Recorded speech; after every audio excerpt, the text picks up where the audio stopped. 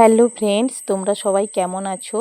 আমি ভালোই আছি। তো কয়েকদিন হলো সেরকম ভিডিও করতে পারছি না, কারণ আমার বাড়িতে আমার ননদরা এসেছে, বলতে পারো আত্মীয় ভরপুর বাড়ি।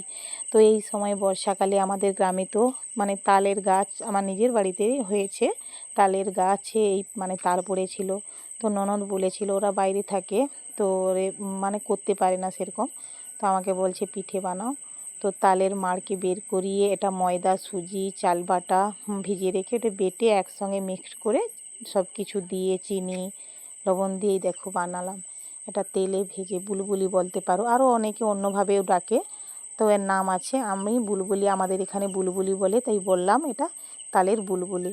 তো এরপর দেখো আর একটা বানালাম, এটা উনুনে পুরো কড়াতের মধ্যে, এটা পড়া পিঠা বলে।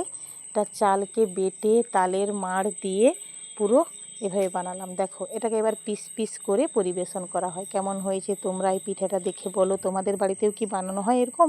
তো জানিও ভিডিও কেমন লাগলো, প্লিজ সবাই কমেন্ট করো, ঠিক আছে?